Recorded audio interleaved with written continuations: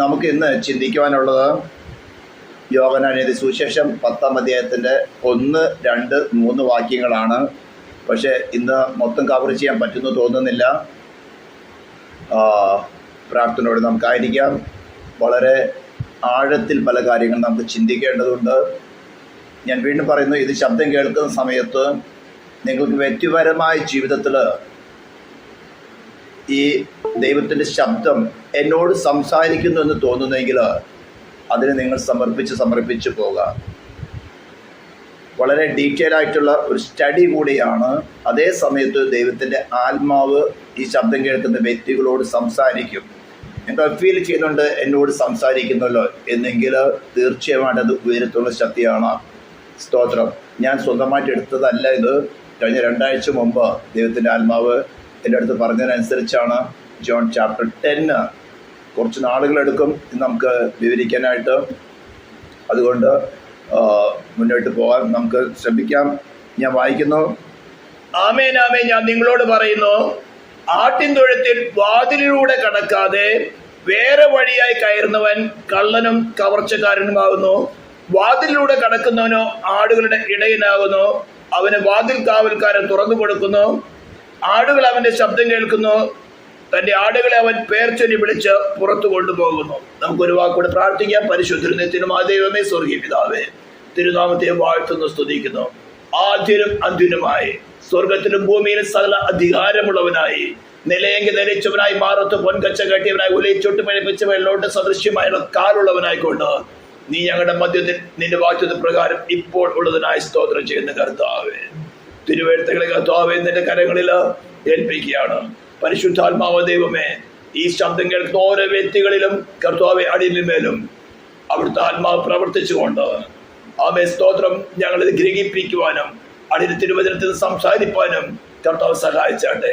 അതിന് മനുഷ്യ ബുദ്ധികളല്ല കർത്താവേ, സ്വർഗത്തിലും ഭൂമിയിൽ സകല അധികാരമുള്ളവൻ തന്നെ നിന്റെ രക്തം കൊണ്ട് വിലയ്ക്ക് വാങ്ങി ജനത്തോട് സംസാരിപ്പാൻ കൃപ തോന്നുമാറാകണമേ എന്ന് പ്രാർത്ഥിക്കുന്നു. പരിസരങ്ങളിൽ നിന്റെ രക്തത്താൽ സാങ്ക്ടിഫൈ ചെയ്യുകയാണ്. ഈ ശബ്ദം കടന്നു ചെല്ലുന്ന ഓരോ വ്യക്തികളും മേലും നിന്റെ രക്തം കൊണ്ട് കർത്താവെ ശുദ്ധീകരിക്കുകയാണ്. പ്രാർത്ഥന കേട്ടതിനായി സ്തോത്രം, യേശു ക്രിസ്തുവിന്റെ നാമത്തിൽ തന്നെ.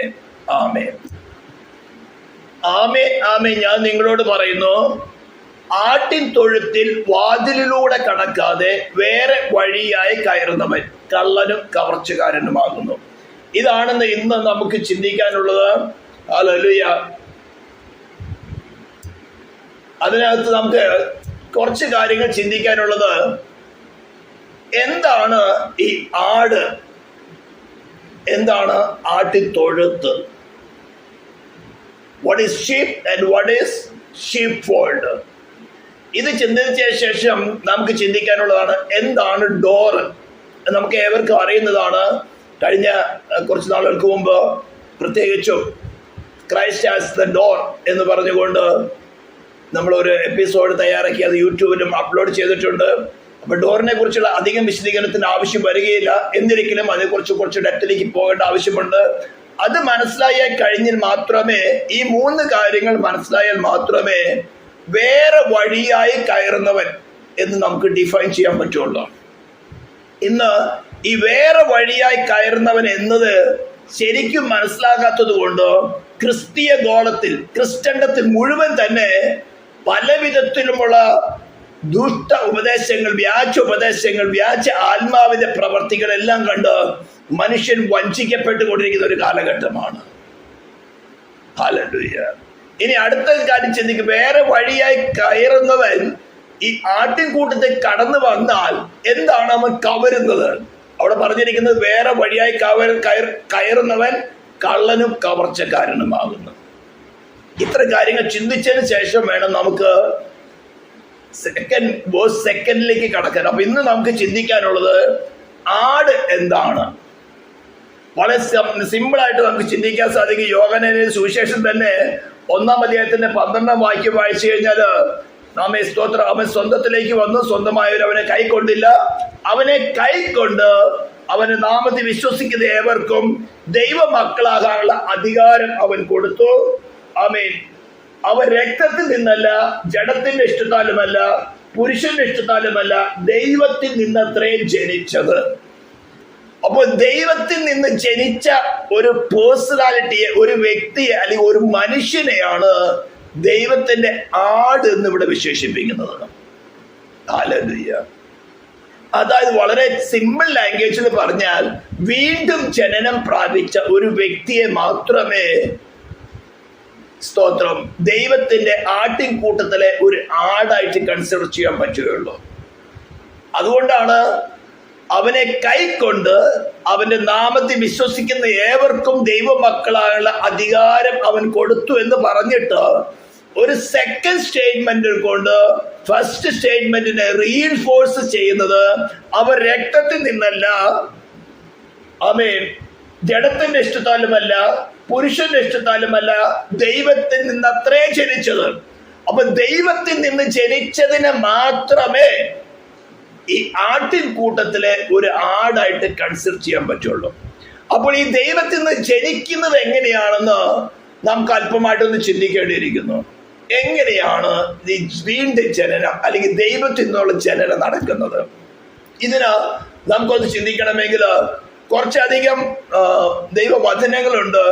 ആമേൻ. ഒരു വചനം ഇത് തന്നെ പറഞ്ഞിരിക്കുന്നത്, ദൈവത്തിൽ നിന്ന് ജനിക്കുക.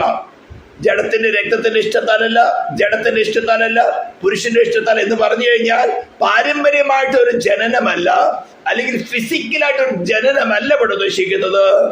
ആത്മാവിനാൽ ദൈവത്തിൽ നിന്നുള്ള ജനനം.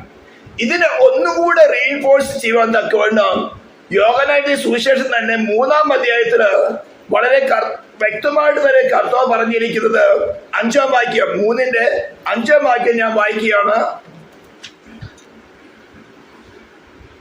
ആമേൻ ആമേൻ, ഞാൻ നിന്നോട് പറയുന്നു, വെള്ളത്താലും ആത്മാവിനാലും ജനിച്ചില്ലെങ്കിൽ ദൈവരാജ്യത്തിൽ കടപ്പാൻ ആർക്കും കഴിയുകയില്ല. അപ്പോൾ ഇവിടെയും വെള്ളത്താലും ആത്മാവിനാലും ജനിച്ചില്ലെങ്കിൽ, അപ്പോൾ ആത്മാവിന്റെ പ്രവൃത്തി അല്ലെങ്കിൽ ആത്മാവ് ഒരു വ്യക്തിയിൽ പ്രവർത്തിക്കുന്ന ഒരു പ്രവൃത്തി ഇവിടെ കടന്നു വന്നിരിക്കുകയാണ്, ആക്റ്റീവായിട്ടിരിക്കുകയാണ്. 1-ാം അധ്യായത്തിന്റെ 12-ാം വാക്യത്തിൽ വായിച്ചു, അവനെ കൈക്കൊണ്ട് അവന്റെ നാമത്തിൽ വിശ്വസിക്കുന്ന ഏവർക്കും ദൈവമക്കളാനുള്ള അധികാരം അവൻ കൊടുത്തു. അവൻ രക്തത്തിൽ നിന്നല്ല, ജഡത്തിന്റെ ഇഷ്ടത്താലല്ല, പുരുഷന്റെ ഇഷ്ടത്താലുമല്ല, ദൈവത്തിൽ നിന്ന് അത്രേ ജനിച്ചത്. അപ്പൊ ദൈവത്തിൽ നിന്ന് ജനിക്കുന്നതിന്റെ ഒരു പ്രക്രിയ അല്ലെങ്കിൽ മീഡിയ എങ്ങനെയാണെന്നാണ് കർത്താവ് സുവിശേഷത്തില് നിക്കോദെമോസുമായിട്ടുള്ള സംഭാഷണത്തിനടുത്ത് കുറച്ചുകൂടി വിവരിക്കുന്നത്. ആമേൻ. വെള്ളത്താലും ആത്മാവിനാലും ജനിച്ചില്ലെങ്കിൽ, അതിന് കുറച്ചും കൂടി ഞാനൊന്ന് എക്സ്പ്ലെയിൻ ചെയ്യുകയാണെങ്കിൽ, മറിയയുടെ അടുത്ത് ഗബ്രിയേൽ ദൂതൻ വന്നു ദൈവത്തിന് മറിയയെ കുറിച്ചുള്ള ആലോചന പറഞ്ഞു കൊടുത്തു.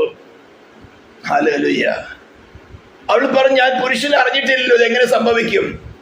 ദൈവം വളരെ വ്യക്തമായിട്ട് പറഞ്ഞു, ദൈവത്തിന്റെ ആത്മാവ്, അത്യുന്നതന്റെ ആത്മാവ്, സർവശക്തന്റെ ആത്മാവ് നിന്റെ മേൽ വരും, നിന്റെ മേൽ നിഴലിടും, നീ ഗർഭിണിയായിട്ട് പ്രസവിക്കുന്ന പ്രജ വിശുദ്ധ പ്രജയായിരിക്കും. അവ എന്നെല്ലാം പറഞ്ഞുകൊണ്ട് അപ്പോൾ അവൾ ദൈവത്തിന്റെ ഗീതം എന്നെ നിറവേറിക്കട്ടെ എന്ന് പറഞ്ഞു. അതായത് ദൈവത്തിന്റെ പരിശുദ്ധാത്മാവിന്റെ പ്രവൃത്തിയാൽ മറിയയുടെ ഗർഭപാത്രത്തില് യേശു ഉരുവായതുപോലെ, ഈ വാക്കുകൾക്കൊക്കെ വളരെ വിലയുണ്ട്. ഞാൻ വീണ്ടും പറയുന്നു, പരിശുദ്ധാത്മാവിന്റെ പ്രവൃത്തിയാൽ മറിയയുടെ ഗർഭപാത്രത്തില് യേശു ഉരുവായതുപോലെ ഈ ശബ്ദം കേൾക്കുന്ന അല്ലെങ്കിൽ ഈ ദൈവരാജ്യത്തിലെ ഒരു ആടായിട്ട് ദൈവ കുടുംബത്തിലെ ഒരു വ്യക്തിയായിട്ട് ജനിക്കണമെങ്കിൽ പരിശുദ്ധാത്മാവിന്റെ പ്രവൃത്തിയാൽ മനുഷ്യ ആത്മാവിൽ ഒരു ജനനം നടക്കണം. ഇത് വളരെ വ്യക്തമായിട്ട് മനസ്സിലാക്കുക. ഇത് തന്നെയാണ് യേശു പറഞ്ഞത്, വെള്ളത്താലും ആത്മാവിനാലും ജനിച്ചില്ലെങ്കിൽ ദൈവരാജ്യത്തിൽ കടപ്പാൻ സാധ്യമല്ല. ഹല്ലേലൂയ. പത്രോസ് തന്റെ ലേഖനത്തില് 1-ാം അധ്യായത്തിന് 22-23 വാക്യങ്ങൾ പറഞ്ഞിരിക്കുന്നത്, കെടുന്ന ബീജത്താലല്ല, കെടാത്തതും ജീവനുള്ളതും നിലനിൽക്കുന്നതുമായ ദൈവവചനത്താൽ തന്നെ നിങ്ങൾ വീണ്ടും ജനിച്ചിരിക്കുന്നു. യാക്കോബ് തന്റെ ലേഖനത്തിൽ 1-18 പറഞ്ഞിരിക്കുന്നത്, സത്യത്തിന്റെ വചനത്താൽ നമ്മൾ ജനിപ്പിച്ചിരിക്കുന്നു. ഹല്ലേലൂയ.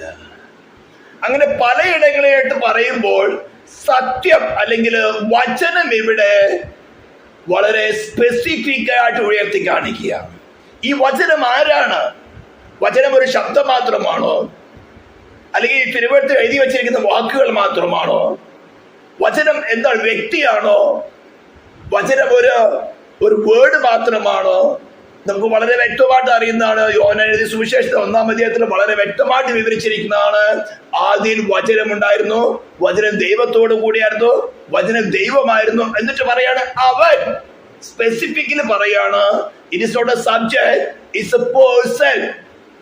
അവൻ ആദിയിൽ ദൈവത്തോട് കൂടിയായിരുന്നു, അവൻ മുഖാന്തരം സകലത് ഉളവായതൊന്നും അവനെ കൂടാതെ ഉളവായതല്ല.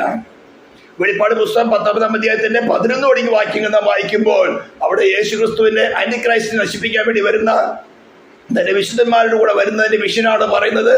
വെളിപ്പാട് പുസ്തകം 19-ാം അധ്യായത്തിന്റെ 11 തുടങ്ങിയ വാക്യങ്ങൾ അവിടെ സ്പെസിഫിക് ആയിട്ട് പറഞ്ഞിരിക്കുന്നത് അവര് ദൈവവചനം എന്ന് പേര് പറയുന്നു.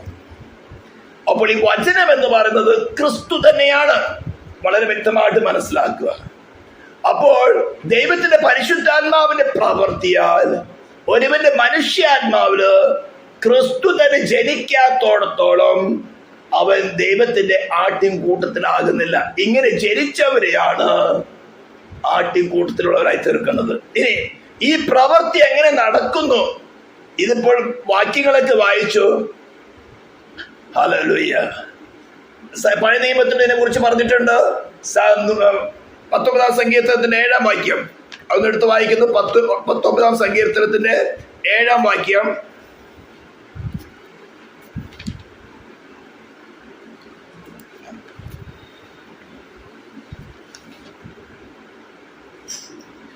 യഹോവയുടെ ന്യായപ്രമാണം തികവുള്ളത്, അത് പ്രാണനെ തണുപ്പിക്കുന്നു എന്നാണ് മലയാളത്തിൽ എഴുതിയിരിക്കുന്നെങ്കിൽ ഇംഗ്ലീഷിലാണെങ്കിൽ ഇറ്റ് കൺവേർട്സ് എന്നാണ് പറഞ്ഞിരിക്കുന്നത്.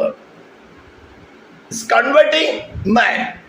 ഹല്ലേലൂയ. അപ്പോൾ വീണ്ടും ജനനത്തിന് ഉപദേശങ്ങള് ഇവൻ എസെക്കിയേൽ പ്രവചനം 36-ാം അധ്യായത്തിൽ വായിക്കുകയാണെങ്കിൽ നമുക്കറിയാൻ സാധിക്കും. അവിടെ അവൻ നിർമ്മല ജലം ഞാൻ തെളിക്കും, നിങ്ങൾക്ക് പുതിയൊരു ഹൃദയത്തെയും പുതിയൊരു ആത്മാവിനെ ഞാൻ തരും. അപ്പോൾ വീണ്ടും ജനനത്തിന് ഉപദേശങ്ങളൊക്കെ തന്നെ പഴയ നിയമത്തിൽ തന്നെ കൊടുത്തുകൊണ്ടിരുന്നു. ഇനി വീണ്ടും ജനനത്തിന്റെ ആവശ്യകത എന്താണ്? ഇതൊക്കെ നമുക്ക് വളരെ വ്യക്തമായിട്ട് അറിയാം. ഉൽപ്പത്തി പുസ്തകത്തിലെ ദൈവം വളരെ വ്യക്തമായിട്ട് മനുഷ്യന്റെ സൃഷ്ടിപ്പിനെ കുറിച്ച് വിവരിച്ചിട്ടുള്ളതാണ്. ഞാൻ ആദ്യമായിട്ട് കേൾക്കുന്നവർക്ക് വേണ്ടി അല്പമായിട്ടൊന്ന് പറയുന്നതേ ഉള്ളൂ. സ്തോത്രം. മനുഷ്യന്റെ സൃഷ്ടിപ്പിനെ കുറിച്ച് പറയുമ്പോൾ മറ്റ് സകല ചരാചരങ്ങളെയും മറ്റെല്ലാ സൃഷ്ടികളെയും തന്നെ വചനത്തിന്റെ ശക്തിയാൽ ഉളവാക്കിയപ്പോൾ മനുഷ്യനെ മാത്രം ദൈവം സ്വന്തം കരങ്ങൾ കൊണ്ടാണ് സൃഷ്ടിച്ചത്. നിലത്തുനിന്ന് പൊടിയെടുത്തിട്ട് ഒരു മനുഷ്യരൂപം ഉണ്ടാക്കി അവന്റെ മൂക്കിലേക്ക് ജീവശ്വാസം ഊതിയപ്പോൾ അവൻ ജീവനുള്ള ദേഹിയായി തീർന്നു എന്നാണ് ഉൽപ്പത്തിയുടെ പുസ്തകം 2-ാം അധ്യായത്തിന്റെ 7-ാം വാക്യത്തിൽ വിവരിക്കുന്നത്. അപ്പോൾ ഒരു മൺകൂടാരത്തെ ജീവനുള്ള ദേഹി എന്ന അവസ്ഥയിലേക്ക് കൺവെർട്ട് ചെയ്യുന്നത്, അതിന്റെ ഉത്ഭവസ്ഥാനം അത് കൺവെർട്ട് ആകുന്നത് യഹോവയായ ദൈവത്തിന്റെ വായിൽ നിന്ന് പുറപ്പെട്ടു വന്ന ജീവശ്വാസമാണ്. അപ്പോൾ അവന്റെ ഉള്ളിൽ രൂപപ്പെട്ടിരിക്കുന്ന സോളിന്റെ അല്ലെങ്കിൽ അവനെ ജീവനുള്ള ദേഹി എന്ന അവസ്ഥയിലേക്ക് മാറ്റിയതിന്റെ ഉടമസ്ഥാവകാശം അവന്റെ സൃഷ്ടിതാവായ ദൈവത്തിനുള്ളതാണ്, മറ്റാർക്കും ഉള്ളതല്ല, അവന് പോലും ഉള്ളതല്ല. ഇത് വളരെ മനസ്സിലാക്കുക. എന്നാൽ എല്ലാ ഫ്രീ മോറൽ ഏജൻസിനെയും സ്വതന്ത്രമായി പ്രവർത്തിക്കാൻ അവകാശമുള്ള എല്ലാ ഫ്രീ മോറൽ ഏജൻസിനെയും ദൈവം ടെസ്റ്റ് ചെയ്യുമെന്നൊക്കെ വേണം സൃഷ്ടിച്ച ഒരു സൃഷ്ടിയാണല്ലോ സൈത്താൻ എന്ന് പറയുന്നത്. അങ്ങനെ സൈത്താനെ കൊണ്ട് ടെസ്റ്റ് ചെയ്ത സമയത്ത് അവൻ ദൈവഹിതം ചെയ്യുന്നതിന് പകരം അവൻ സ്വന്തം ഇഷ്ടം ചെയ്യാനിടയായി തീർന്നു. നമുക്ക് കുറച്ചുകൂടി അതിനെ വിവരിക്കാം. അപ്പോൾ ഈ വീണ്ടും ജനനം നടക്കുക, അല്ലെങ്കിൽ വെള്ളത്താലും ആത്മാവിനാലും ജനനം നടക്കുക, അല്ലെങ്കിൽ മറിയുടെ അടുത്ത് പരിശുദ്ധാത്മാവിന്റെ പ്രവൃത്തിയാൽ മറിയുടെ ഗർഭപാത്രത്തിൽ യേശു ഉരുവായതുപോലെ ദൈവവചനത്തിന്റെ ശക്തിയാല് അവൻ പരിശുദ്ധാത്മാവിന്റെ പ്രവൃത്തിയാല് അവൻ ഓരോ വ്യക്തിയിലും അവന്റെ ആത്മാവിൽ ക്രിസ്തു ഉരുവാകണം. ഹല്ലേലൂയ. അതുകൊണ്ടാണ് അപ്പോഴാണ് പറഞ്ഞത് ഒരുവൻ ക്രിസ്തുവിലായാൽ അവൻ പുതിയ സൃഷ്ടിയാകുന്നു. ഹല്ലേലൂയ. അപ്പോൾ ഇത്തരം പല സ്ഥലങ്ങളിലും ആമേ പൗലോസ് പറയുന്നത്, ആമേ സ്തോത്രം, ഞാൻ നിങ്ങളെ ജനിപ്പിച്ചിരിക്കുന്നു. ഹല്ലേലൂയ. അപ്പോൾ ഓരോ സ്റ്റെപ്പിലും ദൈവത്തിന്റെ വചനം അല്ലെങ്കിൽ ട്രൂത്ത് ആക്റ്റീവ് ആയിരിക്കുകയാണ്. കേൾക്കുന്ന വ്യക്തിയും ആക്റ്റീവാണ്. അതാ ഞാൻ പറഞ്ഞു വരുന്നത്, ഇതൊരു ഇൻവോളണ്ടറി ആക്ടിവിറ്റി അല്ല, but it's A voluntary act. ശരിക്കും മനസ്സിലാക്കണം, ഇത് ഇൻവോളണ്ടറി, നമ്മുടെ ഒരു അബോധാവസ്ഥയിലോ അല്ലെങ്കിൽ ഒരു ഇമോഷനിൽ നടക്കുന്ന ഒരു കാര്യമല്ല. വോളണ്ടറി ആക്ട് എന്ന് പറഞ്ഞാൽ നമ്മുടെ ഹൃദയത്തില്, നമ്മുടെ ഫ്രീ വില്ലില് നാം നല്ലവണ്ണം മനഃപൂർവ്വമായി എടുക്കുന്ന ഒരു തീരുമാനത്താൽ നടക്കുന്ന സംഭവമാണ് ഈ വീണ്ടും ജനനം എന്ന് പറയുന്നത്. ഹല്ലേലൂയ. അപ്പോൾ ഇത് നടക്കുന്നത് എങ്ങനെയാണെന്ന് കുറച്ചുകൂടി വിവരിക്കാൻ വേണ്ടി സ്തോത്രം, ഞാൻ ചില കാര്യങ്ങൾ ഒന്ന് ചിന്തിക്കാൻ ആഗ്രഹിക്കുകയാണ്. ഒരു ചെറിയ എക്സാമ്പിൾ ഞാൻ പറഞ്ഞല്ലോ, ഏതൻ തോട്ടത്തിൽ വെച്ച് നടന്ന സംഭവങ്ങളിലേക്ക് ഒന്ന് ചിന്തിക്കാൻ പോകേണ്ട ആവശ്യകതയുണ്ട്. ഏതൻ തോട്ടത്തിൽ ദൈവം മനുഷ്യനെ തന്റെ സ്വരൂപത്തിലും സാദൃശ്യത്തിലും സൃഷ്ടിച്ചു എന്ന് പറഞ്ഞാൽ ദൈവം എത്രമാത്രം വിശുദ്ധനായിരിക്കുന്നുവോ അതേപോലെ തന്നെ വിശുദ്ധനായിട്ടും ദൈവം എത്രമാത്രം എറ്റേണൽ ആയിരിക്കുന്നോ അതുപോലെ എറ്റേണൽ ആയിട്ടാണ്, നിത്യനായിട്ടാണ് മനുഷ്യനെ സൃഷ്ടിച്ചത്. സ്തോത്രം. ദൈവം മറ്റ് സൃഷ്ടികളെ ടെസ്റ്റ് ചെയ്തത് പോലെ തന്നെ ഈ ഒന്നാം മനുഷ്യനായ ആദാമിനെയും ഹവ്വയെയും ടെസ്റ്റ് ചെയ്തു. തോട്ടത്തിലെ യാതൊരു വൃക്ഷത്തിലെ ഫലം തിന്നരുതെന്ന് ദൈവം വാസ്തവമായി കൽപ്പിച്ചിട്ടുണ്ടോ എന്ന് ചോദിക്കുമ്പോൾ കുറച്ച് ഉത്തരങ്ങളൊക്കെ പറഞ്ഞു. തിന്നരുത്, തൊടരുത് എന്നൊക്കെ പറഞ്ഞു.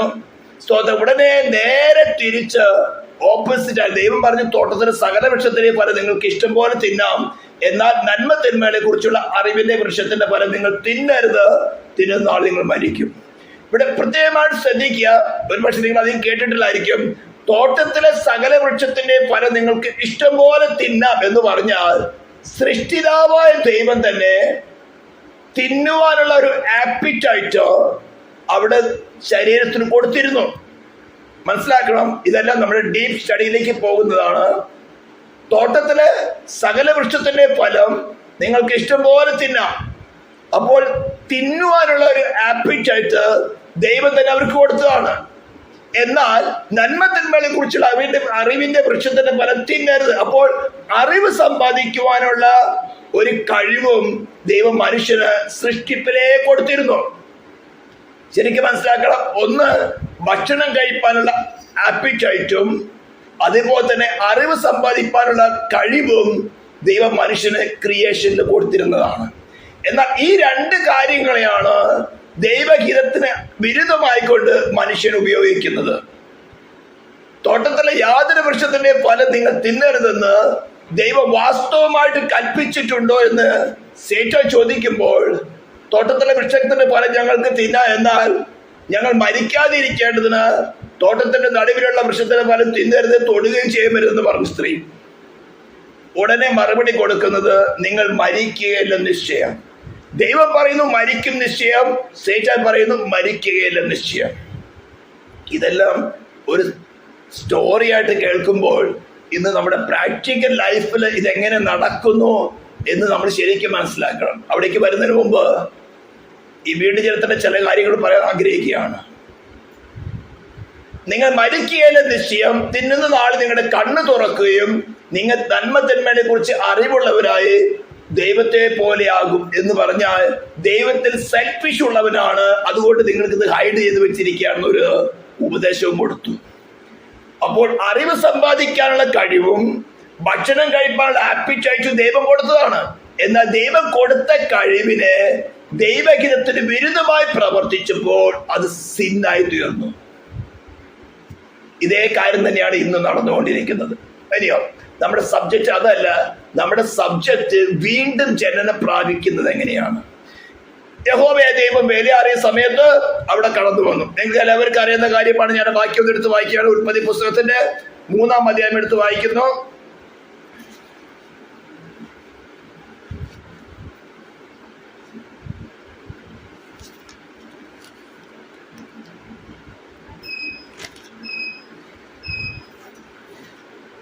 വേഴ്സസ് 8 onwards, 8-ാം വാക്യം തുടങ്ങി. വെയിലാറിയപ്പോൾ യഹോവയായ ദൈവം തോട്ടത്തിൽ നടക്കുന്ന കാലൊച്ച അവർ കേട്ടു. മനുഷ്യനും ഭാര്യയും യഹോവയായ ദൈവം തങ്ങളെ കാണാതിരിപ്പാൻ തോട്ടത്തിലെ വൃക്ഷങ്ങളുടെ ഇടയിൽ ഒളിച്ചു. യഹോവ ദൈവം മനുഷ്യനെ വിളിച്ചു. നീ എവിടെയെന്ന് ചോദിച്ചോ. തോട്ടത്തിൽ നിന്റെ ഒച്ച കേട്ടിട്ട് ഞാൻ നഗ്നനാകൊണ്ട് ഭയപ്പെട്ട് ഒളിച്ചു എന്ന് അവൻ ഹൃദയത്തിൽ പറഞ്ഞു. നീ നഗ്നനെന്ന് നിന്നോട് ആര് പറഞ്ഞു? തിന്നരുതെന്ന് ഞാൻ നിന്നോട് കൽപ്പിച്ച വൃക്ഷഫലം നീ തിന്നുപോയെന്ന് ചോദിച്ചോ? അതിന് മനുഷ്യൻ, എന്നോട് കൂടെ നീ തന്നിട്ടുള്ള സ്ത്രീ വൃക്ഷഫലം തന്നു, ഞാൻ തിന്നുകയും ചെയ്തു എന്ന് പറഞ്ഞു. തുടർന്നുള്ള സംഭാഷണങ്ങൾ നിങ്ങൾക്കറിയാം. അപ്പോൾ ഞാൻ നേരത്തെ കുറച്ചു മുമ്പ് പറഞ്ഞു, ഈ വീണ്ടും ജനനം പ്രാപിക്കുക എന്നുള്ളത് ഒരു വോളണ്ടറി ആക്ട് ആണ്, ഇൻവോളണ്ടറി ആക്ട് അല്ല. വോളണ്ടറി ആക്ട് എന്ന് പറഞ്ഞാൽ നമ്മുടെ ഹൃദയത്തിൽ മനഃപൂർവ്വമായിട്ട് ചെയ്യുന്ന ഒരു ആക്ട്, ശരിക്കും മനസ്സിലാക്കിയിട്ട് ചെയ്യുന്ന ഒരു ഡിസിഷൻ എടുക്കുന്നതിനെയാണ് വോളണ്ടറി ആക്ട് എന്ന് പറയുന്നത്. എന്ന് പറഞ്ഞാൽ ഞാൻ കുറച്ചും കൂടി വിശദീകരിക്കട്ടെ. നമ്മുടെ ബുദ്ധി കൊണ്ട് കുറെ ജ്ഞാനം സമ്പാദിച്ചു. ഞാൻ കേൾക്കുന്ന ഈ പ്രസംഗങ്ങൾ തന്നെ നിങ്ങൾ ബുദ്ധി കൊണ്ട് കേട്ടു, അറിവ് സമ്പാദിച്ചു, ഒരു തീരുമാനമെടുത്തു. നിങ്ങൾക്ക് വേണമെങ്കിൽ ഈ അറിവിനനുസരിച്ച് കൊണ്ട് ദൈവവചനത്തിൽ നിന്നും വീണ്ടും ചലനം പ്രാപിക്കുന്ന എങ്ങനെയാണ് നിങ്ങൾക്ക് വേണമെങ്കിൽ പ്രസംഗങ്ങൾ പ്രസംഗിക്കാം, ബുക്കുകൾ എഴുതാം, ട്രാക്റ്റുകൾ അടിക്കാം. പക്ഷേ അത് ബുദ്ധി കൊണ്ടൊരു പ്രമാണം മാത്രമാണുള്ളൂ. ഇപ്പോൾ വളരെ വളരെ വളരെ നടക്കുന്ന ഒരു സംഭവമാണ് ഇമോഷൻ ഇളക്കത്തക്ക വേണം, വികാരങ്ങൾ ഇളക്കത്തക്ക വേണം. ശാരീരികമായ നന്മകളുടെയോ ശാരീരികമായ സുഖസൗകര്യങ്ങളുടെയോ കാര്യത്തിന് വേണ്ടി സുവിശേഷം ഉപയോഗിച്ചുകൊണ്ട് മനുഷ്യന്റെ പ്രാണനിലുള്ള ഇമോഷനെ ഇളക്കുക. ഇമോഷനെ ഇളക്കി ഒരു പ്രത്യേക സാഹചര്യത്തിൽ കൊണ്ടുവന്നിട്ട് യേശുവിനെ സ്വീകരിക്കുക എന്ന് പറഞ്ഞു കഴിയുമ്പോൾ എല്ലാവരും തന്നെ കൈ ഉയർത്തി യേശുവിനെ സ്വീകരിക്കും. അവിടെ പാപത്തെ കുറിച്ചൊന്നും പറയുന്നത് പോലുമില്ല. അപ്പോൾ ബുദ്ധി കൊണ്ട് സുവിശേഷത്തെ മുഴുവൻ പഠിക്കുകയും പീഡിജനത്തെ കുറിച്ച് പഠിക്കുകയും അത് ശരിയാണെന്ന് അംഗീകരിക്കുന്നത് കൊണ്ട് ആയില്ല.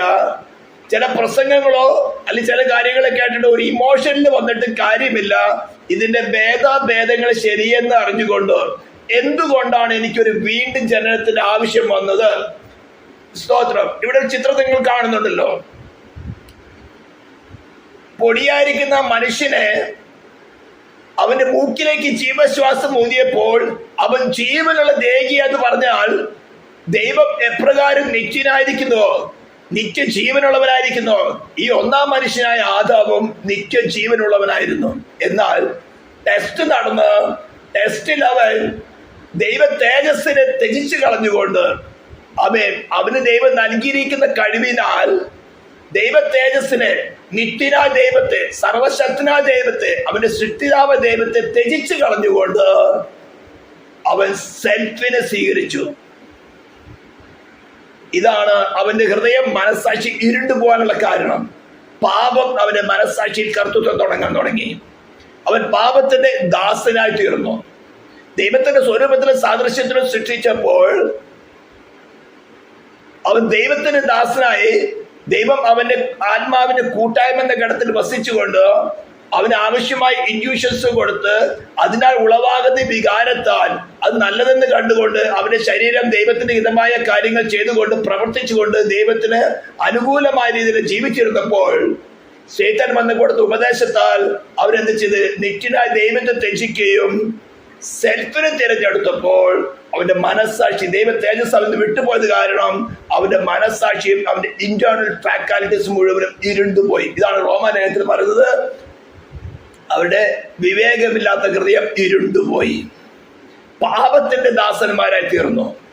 അപ്പോൾ ഇപ്പോഴത്തെ അവസ്ഥ മനസ്സിലാക്കിയിട്ട് ഞാൻ പാപത്തിന്റെ ദാസനാണ്, പാപത്തിന്റെ ദാസിയാണെന്ന് മനസ്സിലാക്കിയിട്ട് ഒരു ഇമോഷൻ അല്ല, എനിക്ക് പാപത്തിൽ നിന്ന് സ്വാതന്ത്ര്യം പ്രാപിക്കണമെങ്കിൽ, ഞാൻ ദൈവത്തോട് നിരപ്പ് പ്രാപിക്കണമെങ്കിൽ ഒരേ ഒരു വഴിയുള്ളൂ, നിത്യജീവനായിരിക്കുന്ന ക്രിസ്തുവിനെ എന്റെ ഹൃദയത്തിൽ കൈക്കൊള്ളണം. അതാണ് യോഹന്നാൻ തന്റെ സുവിശേഷത്തിലെ 12-1 വാക്യത്തിൽ പറഞ്ഞിരിക്കുന്നത്. അവനെ കൈക്കൊണ്ട് അവന്റെ നാമത്തിൽ വിശ്വസിക്കുന്ന ഏവർക്കും ദൈവമക്കളാനുള്ള അധികാരം അവൻ കൊടുത്തു. സ്തോത്രം.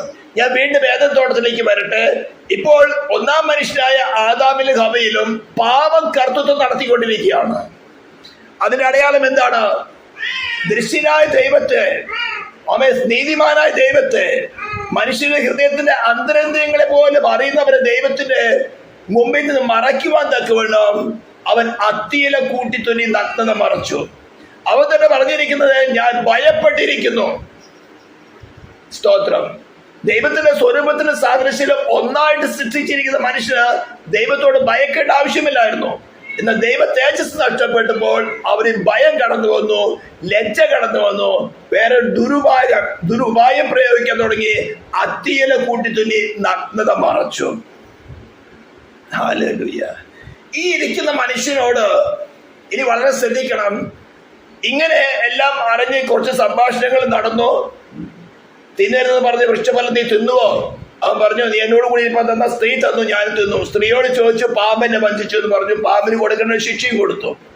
ഇങ്ങനെ മനുഷ്യനോടും സ്ത്രീയോടും സംസാരിച്ചതിന് ശേഷം കർത്താവ് അവിടെ പറയാണ്, യോഹന്നാന്റെ സുവിശേഷം 5-ാം അധ്യായത്തിന്റെ 3-ാം അധ്യായത്തിന്റെ 5-ാം വാക്യത്തിൽ പറഞ്ഞതുപോലെ, വെള്ളത്താലും ആത്മാവിലാലും ജനിച്ചില്ലെങ്കിൽ ദൈവരാജ്യത്തിൽ കടപ്പാൻ നിനക്ക് സാധ്യമല്ല എന്ന് പറഞ്ഞിരുന്നുവെങ്കിൽ, ശ്രദ്ധിച്ച് മനസ്സിലാക്കണം.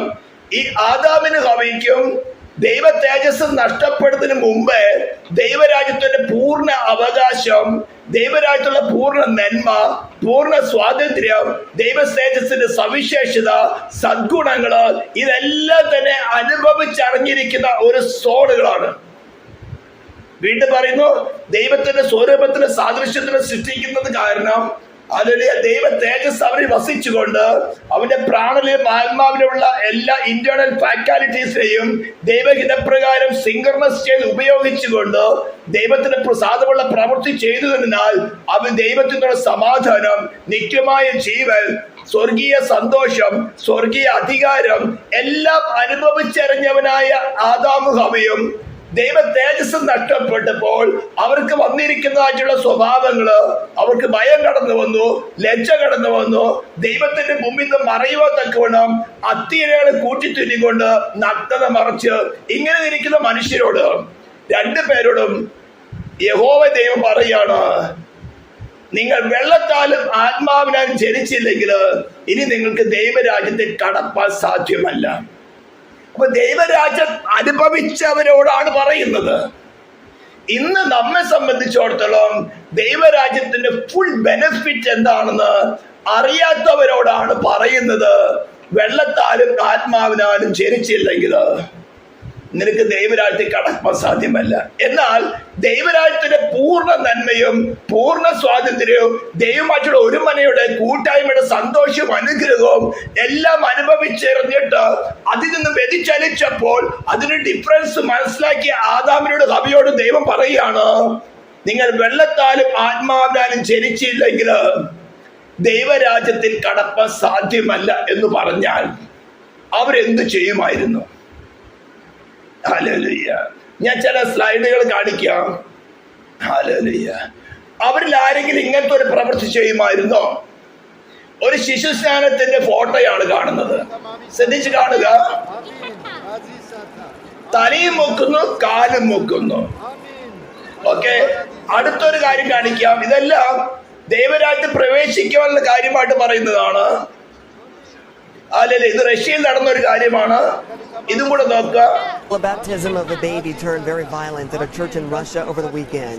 We want to warn you that the video may be disturbing. ഈ കൊച്ചിന് ഏകദേശം 1 വയസ്സ് പ്രായമുണ്ട്. കൊച്ചു സമ്മതിക്കുന്നില്ല. പ്രീസ്റ്റ് വളരെ ബലത്തോട് പോയി ഉടനെ പിടിച്ച് മുക്കാൻ നോക്കുകയാണ്. എന്നാൽ ഇതെല്ലാം കണ്ടപ്പോൾ കുഞ്ഞിന്റെ അമ്മ വന്ന് അതിനെ ഒബ്സ്ട്രക്റ്റ് ചെയ്യാൻ നോക്കിയാണ്. പ്രീസ്റ്റ് വിടുന്നില്ല. പ്രീസ്റ്റ് നടത്തി അവസാനം ആ കാര്യം വയലന്റ് ആയിട്ട് തീർന്നു. മറ്റൊരു കാര്യം നോക്കുക, ഒരു ശിശു സ്നാനത്തിൽ കൂടെ ഒരു കുഞ്ഞ് മരിച്ചു പോകുന്നതാണ്. ഇതെല്ലാം ഉപദേശപരമായിട്ട് ദൈവരാജ്യത്തിൽ കടക്കുവാനുള്ള കാര്യമായിട്ടാണ് പറഞ്ഞു വരുന്നത്.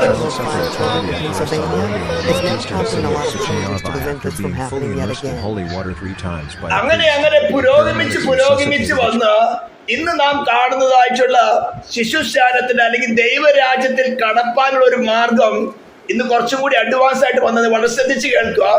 Blessing of the water. God our Father, we give you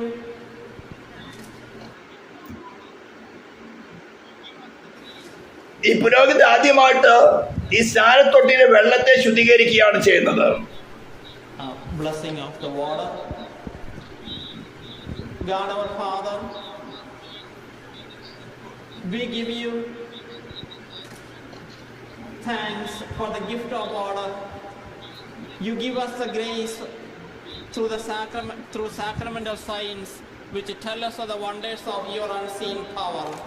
In baptism, അതിനുശേഷം we use your gift of കത്തോലിക്ക സഭ ഉപദേശിക്കുന്ന വിധത്തിൽ അല്ലെങ്കിൽ പഴയ ഓർത്തഡോക്സ് സഭകളും പാരമ്പര്യ സഭകളും the sacrament. സമുദായ സഭകളും ഉപദേശിക്കുന്ന അനുസരിച്ചുകൊണ്ട് അവിടെ കൂടി വന്നിരിക്കുന്ന കേൾപ്പാൻ കഴിവുള്ള ജനത്തോട് ചോദിക്കുകയാണ്, നിങ്ങൾ യേശു ക്രിസ്തുവിൽ വിശ്വസിക്കുന്നുവോ? അവൻ സൃഷ്ടിതാവാണെന്ന് വിശ്വസിക്കുന്നുവോ? അവൻ പിതാവായ ദൈവത്തിൽ വിശ്വസിക്കുന്നുവോ? പുത്രനായ ക്രിസ്തുവിൽ വിശ്വസിക്കുന്നുവോ? പരിശുദ്ധാത്മാവിൽ വിശ്വസിക്കുന്നുവോ? സഭയിൽ വിശ്വസിക്കുന്നുവോ ചോദിക്കുമ്പോൾ അവരെ കേൾക്കുന്നവർ എല്ലാവരും, പ്രായപൂർത്തിയായവരെല്ലാവരും പറയാണ് ഞങ്ങൾ വിശ്വസിക്കുന്നു. അപ്പോൾ ആ വിശ്വസിക്കുന്ന ദൈവവചനം പറഞ്ഞിരിക്കുന്നത്, മാർക്കോസ് സുവിശേഷം 16-ാം അധ്യായത്തിൽ പറഞ്ഞിരിക്കുന്നത്, വിശ്വസിക്കുകയും സ്നാനമേൽക്കുകയും ചെയ്തവൻ രക്ഷിക്കപ്പെടും, വിശ്വസിക്കാത്തവനോ ശിക്ഷാവിധിയാകപ്പെടും. അപ്പോൾ ഈ വിശ്വസിക്കുന്നുവോ ചോദിച്ചിട്ട് യെസ് വിശ്വസിക്കുന്നു, ഐ ഡു എന്ന് പറയുന്ന ഈ പ്രായപൂർത്തിയായവരെ ആണോ സ്ഥാനപ്പെടുത്തേണ്ടത്, അല്ലെങ്കിൽ ഈ ശിശുവിനെയാണോ സ്ഥാനപ്പെടുത്തേണ്ടത്? നിങ്ങൾ തന്നെ ഒന്ന് പറയാ. ഏതൻ തോട്ടത്തില് യഹോവയായ ദൈവം ഇറങ്ങി വന്നപ്പോൾ മനുഷ്യനോട് പറയാണ്, വെള്ളത്താലും ആത്മാവിനാലും നീ ജനിച്ചില്ലെങ്കിൽ അവൻ ദൈവരാജ്യത്തിൽ കടപ്പാൻ സാധ്യമല്ല. ആമേൻ. വെള്ളത്താലും ആത്മാവിനാലും ജനിച്ചില്ലെങ്കിൽ ദൈവരാജ്യത്തിൽ കടപ്പാൻ സാധ്യമല്ല എന്ന് ആദാമിനോട് അവയോട് പറഞ്ഞിരുന്നുവെങ്കിൽ അവര് വീണ്ടും ശിശുവായിട്ട് തീരുമ്പോ അവർക്ക് എന്താ മനസ്സിലാക്കാൻ സാധിക്കുന്നത്? ഞാൻ വീണ്ടും പറയുന്നു, ദൈവരാജ്യത്തിന്റെ ഫുൾ ബെനിഫിറ്റ് അറിഞ്ഞവരാണ് ആദാമിന് ഹവ്വയും. ഇന്ന് നമുക്കതറിയില്ല. എന്നാൽ അതിന് ഡിഫറൻസ്, ദൈവ തേജസ് നഷ്ടപ്പെട്ട് ദൈവത്തോട് അകന്നുപോയി അവര് തങ്ങൾക്ക് വന്നിരിക്കുന്ന അനുഭവങ്ങളൊക്കെ മനസ്സിലായതിനു ശേഷം ദൈവം വന്ന് പറയാണ്, കാര്യങ്ങളൊക്കെ നിനക്ക് നടന്നു, നിനക്ക് മനസ്സിലായിട്ടാ നിനക്ക് സംഭവിച്ചിരിക്കുന്നത്. നീ ഇപ്പോൾ അത്തിയില കൂട്ടിത്തുന്നി നിന്റെ ഹൃദയത്തിന്റെ അന്തരേന്ദ്രിയങ്ങൾ പോലും അറിയുന്ന എന്നിൽ നിന്ന് മറയ്ക്കത്തക്ക നീ അത്തിയിലും കൂട്ടിത്തുന്നിരിക്കുക. എന്നാൽ ആമേനാമ ഞാൻ നിന്നോട് പറയുന്നു, വെള്ളത്താലും ആത്മാവിനാലും ജനിച്ചില്ലെങ്കിൽ ദൈവരാജ്യത്ത് നിനക്ക് വീണ്ടും പ്രവേശിക്കാൻ സാധ്യമല്ല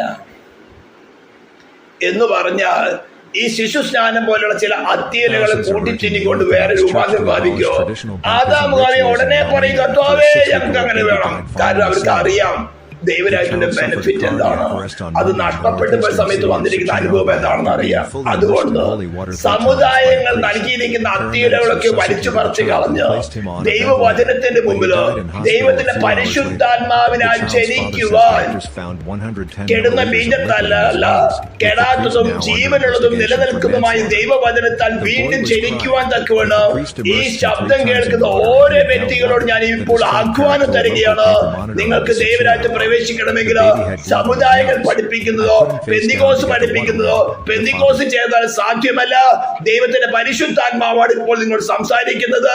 അവൻ നിങ്ങൾക്കൊരു വീട്ടു ജനനം നടക്കാതെ, വെള്ളത്താലും ആത്മാവിനാൽ ജനനം നടക്കാത്തിടത്തോളം ദൈവരാജ്യത്തിൽ പ്രവേശിപ്പാൻ സാധ്യമല്ല. ഞാൻ വീണ്ടും പറഞ്ഞു, ആദാമിന്റെ ഹവയോട് ദൈവം പറയുകയാണ്, യഹോവയെ ദൈവം കടന്നു പറയുകയാണ്, അവൻ നിങ്ങൾക്ക് രണ്ട് ഡിഫറൻസും അറിയാം. എന്നോട് കൂടി ആയിരുന്ന സമയത്തും അറിയാം, ഇപ്പോൾ നിങ്ങൾക്ക് സംഭവിച്ചിരിക്കുന്ന അറിയാം. വെള്ളത്താലും ആത്മാവിനാലും ജനിച്ചില്ലെങ്കിൽ നിങ്ങൾക്ക് ദൈവരാജ്യത്തിൽ കടപ്പാൻ സാധ്യമല്ല. അവരെന്തു പറയുമായിരുന്നു? നിങ്ങളോട് പറയാനിപ്പോ ആദാം ദൈവ തേജസ് നഷ്ടപ്പെട്ട് പാപത്തിന് ദാസന്മാരായി തീർന്ന ദാസിമാരായി തീർന്ന നിങ്ങളോട് ദൈവം പറയാണ്, വെള്ളത്താലും ആത്മാവിനാലും ജനിച്ചില്ലെങ്കിൽ ദൈവരാജ്യത്തെ കടപ്പാൻ നിങ്ങൾക്ക് ആർക്കും സാധ്യമല്ല. ഇങ്ങനെ വെള്ളത്താലും ആത്മാവിനാലും ജനിച്ച് ദൈവരാജ്യത്തിൽ പ്രവേശിക്കുന്നവരെയാണ് ഈ ആടുകൾ എന്ന് പറയുന്നത്. ഇനിയാണ് ആട്ടിൻ തൊഴുത്ത് എന്താണ്? സ്തോത്രം. ഇങ്ങനെ വെള്ളത്താലും ആത്മാവിനാൽ ജനിച്ച് അല്ലെങ്കിൽ അവനെ കൈക്കൊട്ട് അവന്റെ നാമത്തിൽ വിശ്വസിക്കുന്ന ഏവർക്കും ദൈവമക്കൾ അധികാരം കൊടുത്ത്, അല്ലെങ്കിൽ കെടുന്ന ബീജത്താലല്ല കെടാത്തതും ജീവനുള്ളതും നിലനിൽക്കുന്നതുമായ ദൈവവചനത്താൽ വീണ്ടും ജനിച്ച്, അല്ലെങ്കിൽ സത്യത്തിന്റെ വചനത്താൽ ജനിച്ച് ദൈവ കുടുംബത്തിലായവരുടെ കൂട്ടത്തെ വിളിക്കുന്ന പേരാണ് ആട്ടിൻ തൊഴുത്ത്. സ്തോത്രം. ഇതൊരു മതമല്ല, ഇതൊരു ഡിനോമിനേഷൻ അല്ല, ഇതൊരു സഭയല്ല. ഹല്ലേലൂയ. ഇത് ഓരോ വ്യക്തികളിൽ നടക്കേണ്ട രൂപാന്തരമാണ്. അതൊരു ഇമോഷനിൽ നടക്കേണ്ടതല്ല, ഒരു ബുദ്ധിയുടെ പ്രമാണത്തിൽ നടക്കേണ്ടതല്ല. അവരുടെ ഫ്രീ വില്ലിൽ ദൈവം അവർക്ക് നൽകിയിരിക്കുന്ന, നിങ്ങൾ ശബ്ദം കേൾക്കുന്ന ഓരോ വ്യക്തികൾക്ക് നൽകിയിരിക്കുന്ന ഫ്രീ വില്ലിൽ ഒരു വോളണ്ടറി ആക്ട് ആയിട്ട് നിങ്ങളുടെ ഫ്രീ വില്ലിന്റെ പൂർണ്ണ തീരുമാനത്തോടു കൂടെ, യെസ്, ഞാൻ പാപത്തിന്റെ ദാസനാണ്, പാപത്തിന്റെ ദാസിയാണ്, എനിക്കൊരു വീണ്ടും ജനനത്തിന്റെ ആവശ്യമുണ്ട്. ഇത് സഭകളോ അത്ഭുതായികളോ പഠിപ്പിക്കുന്നതല്ല. ദൈവത്തിന്റെ പരിശുദ്ധാത്മാവ് എന്നിൽ പ്രവർത്തിച്ചുകൊണ്ട് ക്രിസ്തുവാകുന്ന ബീജത്തെ എന്റെ ആത്മാവിൽ കൊണ്ടുവന്ന് ഒരു ജനനം നടക്കണം. അത് നടക്കണമെങ്കിൽ ഞാൻ സ്വീകരിച്ചിട്ടുള്ളതായ സെൽഫിന് ഞാൻ തന്നെ റിനൗൺസ് ചെയ്യണം. സെൽഫിനെ ദൈവം കൊണ്ടുവന്നതല്ല. അതുകൊണ്ടാണ് യേശു ക്രിസ്തു പറഞ്ഞത്, ഒരുവൻ എന്നെ അനുഗമിച്ചാൽ തന്നെ താനെ ത്യജിച്ച് നാൾതോറും ക്രൂശെടുത്തുകൊണ്ട് എന്നെ അനുഗമിക്കട്ടെ. ലൂക്കോസ് സുവിശേഷം 9:23 വാക്യം. ഇത് വളരെ വ്യക്തമായി എന്ന് തോന്നുന്നു.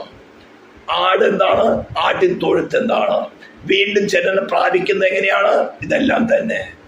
ഇനി ഞാൻ കത്തോലിക്കന്റെ അല്ലെങ്കിൽ മറ്റേ ഓർത്തഡോക്സ് സഭകളുടെയോ ശിശുസ്നാനത്തെ കുറിച്ച് പറഞ്ഞപ്പോൾ അതുമാത്രമല്ല, അനേക മതവിഭാഗങ്ങള്, ഓരോ മതവിഭാഗങ്ങളും അവരവരുടെ മതത്തിലേക്ക് പ്രവേശിക്കാനുള്ള ഓരോവിധ ആക്ടിവിറ്റി ഉണ്ട്. അതിനൊന്നും തടസ്സമല്ല, അത് അവരവരുടെ മതത്തിലേക്ക് പ്രവേശിക്കുകയാണ്. പക്ഷെ ദൈവരാജ്യത്തിലേക്ക് പ്രവേശിക്കണമെങ്കിൽ പരിശുദ്ധ ആത്മാവിനാൽ നിങ്ങളുടെ ഉള്ളിൽ ക്രിസ്തു ജനിക്കണം. ഇങ്ങനെ ജനിച്ചവരുടെ കൂട്ടത്തെയാണ് പറയുന്നത് ദൈവത്തിന്റെ ആടുകൾ അല്ലെങ്കിൽ ആട്ടിൻ തൊഴുത്ത്. അടുത്ത ദൈവം കൃപ ചെയ്യുകയാണെങ്കിൽ അടുത്ത ദിവസം വാതിൽ എന്താണ്, വേറെ വഴിയായി കയറുന്നവൻ എന്താണ്, ഈ വേറെ വഴിയായി കയറുന്നവൻ എങ്ങനെയാണ് പ്രവർത്തിക്കുന്നത്, എന്താണ് അവർ കവരുന്നത് എന്ന കാര്യങ്ങൾ ചിന്തിക്കാൻ ദൈവം സഹായിക്കട്ടെ. ഈ വചനങ്ങൾ വ്യക്തമായിട്ട് നിങ്ങളുടെ ഹൃദയത്തിൽ കടന്ന് ഒരു വോളണ്ടറി ആക്ട് കൊണ്ട്, നിങ്ങളുടെ ഫ്രീ വിൽ നിങ്ങൾക്ക് തന്നിരിക്കുന്ന ആക്ട് കൊണ്ട്, മറ്റു സമുദായങ്ങളെ മതങ്ങളെ നോക്കാതെ അവ നിങ്ങൾക്ക് തന്നിരിക്കുന്ന അത്തിരകളൊക്കെ വലിച്ചെറിഞ്ഞ് കളഞ്ഞുകൊണ്ട് ദൈവത്തിന് മുമ്പിൽ നിങ്ങളെ നഗ്നരെന്ന് മനസ്സിലാക്കിക്കൊണ്ട്, കർത്താവേ നീതിയുടെ വസ്ത്രം, രക്ഷാവസ്ത്രം എനിക്ക് വേണമെന്ന് പറഞ്ഞുകൊണ്ട് ഈ സമയം അവൻ്റെ അടുത്ത് കടന്നു ചെല്ലുന്നെങ്കിൽ തീർച്ചയായിട്ടും ദൈവം നിങ്ങളെ കൈക്കൊള്ളും. ഈ വചനങ്ങൾ